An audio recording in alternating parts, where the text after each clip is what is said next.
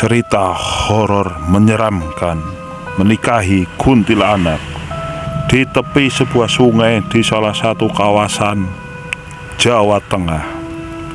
Hingga akhirnya mereka sepakat untuk membina rumah tangga. Pesta pernikahan ditentukan, syarat utamanya semua kegiatan harus dilakukan malam hari.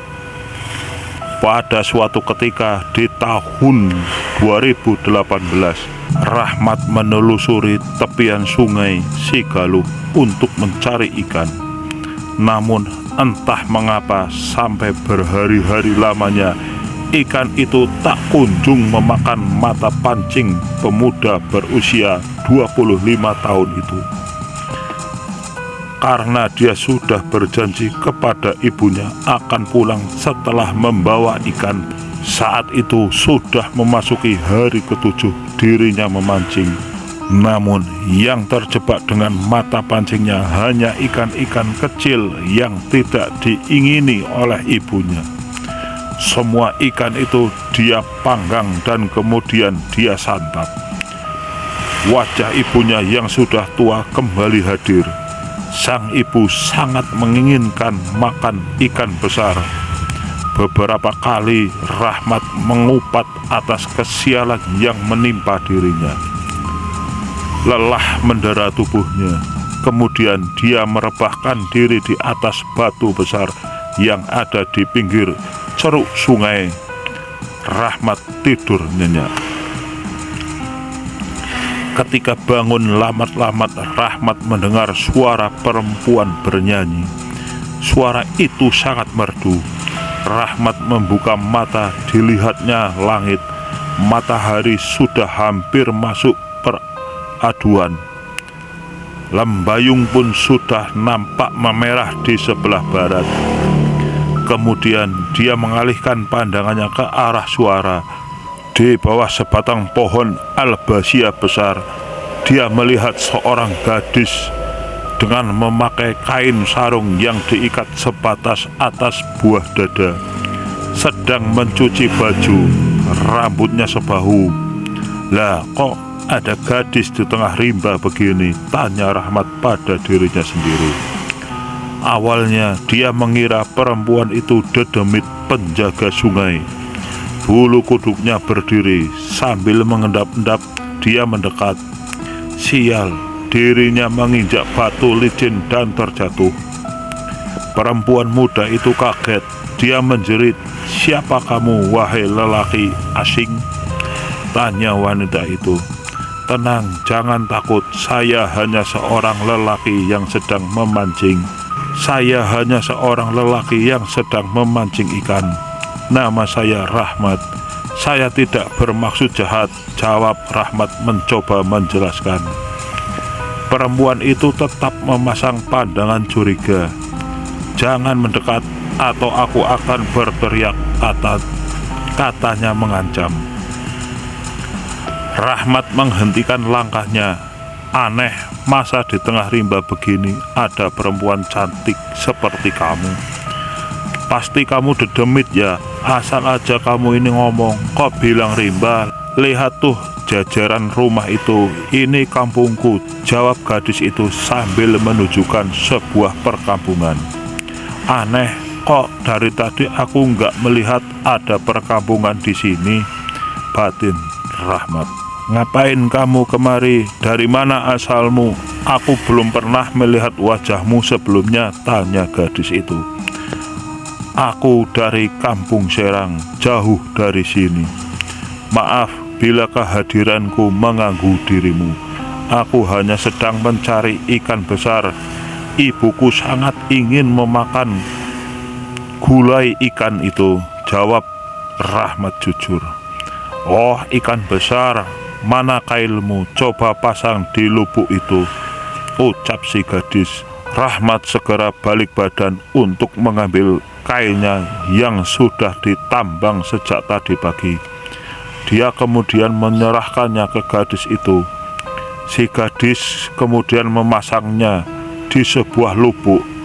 Tidak lama kemudian kail itu ditarik kuat oleh sesuatu. Rahmat nampak gembira. Dalam sekali sentakan, seekor ikan besar sebesar paha manusia dewasa terangkat dari air. Alhamdulillah, luar biasa, kata Rahmat kegirangan. Sekarang pulanglah, hantarkan ikan ini ke ibumu. Dia pasti sudah berhari-hari merindukan ikan ini. Terima kasih atas semua jasamu, wahai gadis cantik. Siapa namamu? Tanya Rahmat. Gadis itu nampak tersipu, wajahnya bersemu merah.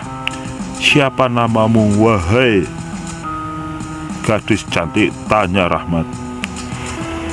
Tari, jawab gadis itu. Tari, hanya itu saja? Tanya Rahmat. Iya, hanya itu saja, jawab Tari. Usai menjawab itu, si gadis tersebut langsung bergegas pulang. Sebelum dia melangkah keluar dari sungai, Rahmat bertanya, bolehkah aku kembali ke sini pada kesempatan lain? Boleh saja, asal mau menjaga sopan santun, jawab Tari dengan senyum. Kemudian dia pamit. Pertemuan dengan Tari membuat Rahmat tidak bisa tidur bermalam-malam lamanya. Bila rindu hendak bertemu, dia akan duduk di tepian sungai. Rahmat meniup seruling bambu. Irama bulan perindu mengalir mengikuti aliran. Duhai Juwita di hulu pesungaian, betapa hati hamba merindukan akan sosok dirimu. Bilakah rasa ini diperkenankan, bolehkah aku menemuimu sekali lagi? Sungguh batin ini telah merana, kini hanya kembangmu yang ada di dalam sanubariku, ungkap Rahmat.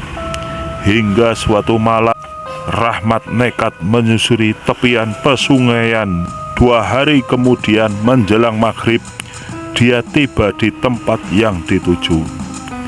Jodoh memang tak kemana. Begitulah umpama yang tepat. Tari sedang mandi seorang diri. Rahmat sempat berpikir nakal. Dia hendak mengintip, namun suara Tari membuat dirinya membatalkan niat itu. Jangan nakal, jangan melihat sesuatu yang belum boleh engkau lihat, katanya sambil membilas rambutnya dengan air jeruk purut. Kok kamu tahu kehadiranku? Tanya Rahmat. Bau tubuhmu saja aku sanggup mengendusnya, jawabnya sambil tersenyum. Tanpa terasa mereka mengobrol sekian lama, hingga Rahmat ingat bahwa waktu sudah memasuki larut malam. Aku lupa, bilakah nanti orang tuamu mencari dirimu atau orang kampung menemukan kita, apakah yang terjadi? Tanya Rahmat. Ibu dan bapak sedang ke Wonosobo menjumpai keluarganya yang sedang kena musibah. Sedangkan penduduk kampung di sini semuanya sudah terlelap di peraduan masing-masing. Aku sangat paham kondisi di kampung ini, tutur Tari. Rahmat sedikit lega. Semenjak bertemu dengan dirimu, sebenarnya aku tidak ingin lagi kembali ke kampungku. Ada semacam perasaan aneh di dalam hatiku, kata Rahmat. Mulai deh, apakah malam ini cukup dingin sehingga membuat perasaan anehmu timbul? Dasar lelaki, merayu pasti ada maunya, jawab Tari. Jangan engkau berkata demikian. Tahukah dirimu bahwa malam-malamku selalu gelisah memikirkan dirimu? Tanya Rahmat. Gombal jawab Tari. Jujur, aku jatuh cinta pada. Bilakah purnama malam ini merestui, bolehkah aku meminangmu? Ungkap Rahmat. Kamu ya baru kenalan aja udah ngajak nikah, jawab Rahmat. Daripada ku ajak kawin sebelum nikah, kata Rahmat sedikit bercanda. Jangan ulangi lagi kata-kata itu, aku tidak suka, jawab Tari ketus. Maaf deh, kan kamu yang mulai, kata Rahmat. 3 hari kemudian Rahmat menemui orang tua Tari. Tidak butuh waktu lama untuk meyakinkan kedua orang tuanya itu. Kamu tidak perlu membawa keluargamu ke sini. Kami percaya akan ketulusan dirimu. Saya akan mengatur semuanya. Paling lambat lusa kalian sudah bisa bersama, kata ayah Tari. Kok Bapak buru-buru sekali? Biar saja kita bertemu dulu dengan kedua orang tua. Anak semata wayang kok mau diserahin sama orang asing? Timpal ibunya Tari dengan wajah agak cemberut. Tenang Bu, jangan panik. Ini anak keduanya kulihat sudah kandung jatuh cinta.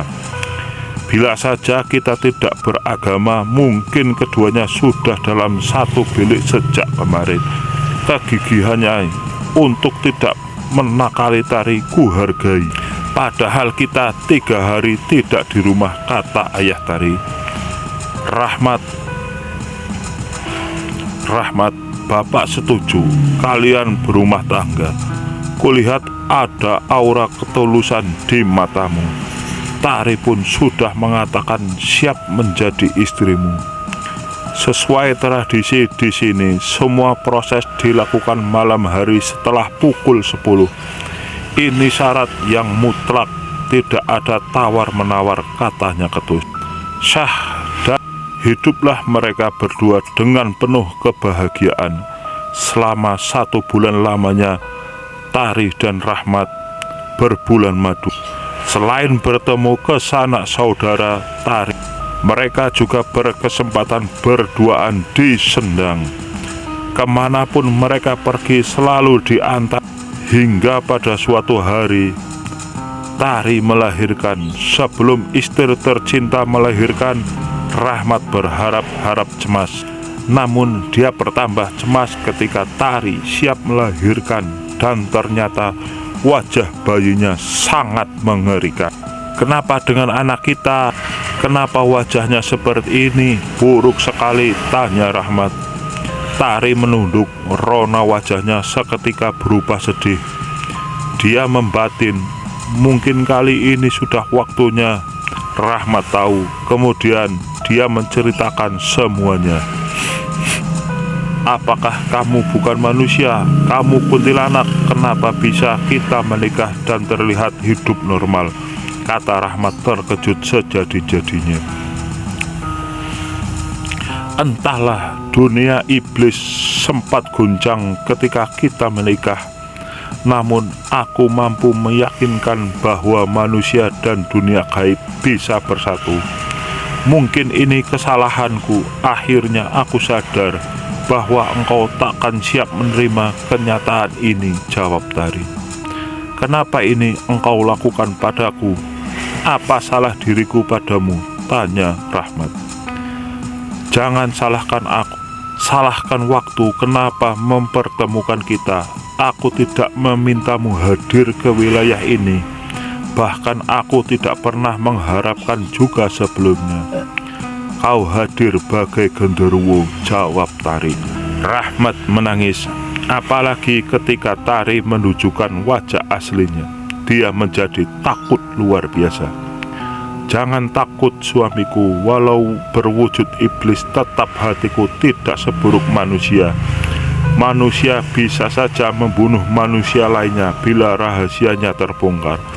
Namun bangsa kami tidak seburuk itu, kata Tari. Sebagai wanita, walau dari bangsa iblis, aku tetap punya kasih sayang, apalagi kepada seorang lelaki yang benar-benar mencintaiku secara tulus. Walau setelah mengetahui kenyataan dirinya mulai mengutuk keadaan, sambungnya. Rahmat luruh, perasaan ngeri masih membayanginya. Doa selamat dipanjatkan berkali-kali. Sudahlah Bang, bila memang kita tidak bisa kembali bersama, ku ikhlaskan dirimu untuk pulang. Namun satu hal yang harus engkau pahami, bahwa dirimu sudah terlalu lama di sini. Ibumu sudah tidak ada lagi. Ibumu sudah tidak ada lagi, kata Tari. Sudah berapa lama aku di sini? Tanya Rahmat. 50 tahun, jawab Tari. Begitu lamakah? Tanya Rahmat kaget. Iya, jawab Tari. Rahmat pasrah, rasanya baru setahun dia membina rumah tangga dengan iblis wanita. Mong kayak kita wis rampung. Cukup sekian dan terima kasih. Assalamualaikum warahmatullahi wabarakatuh.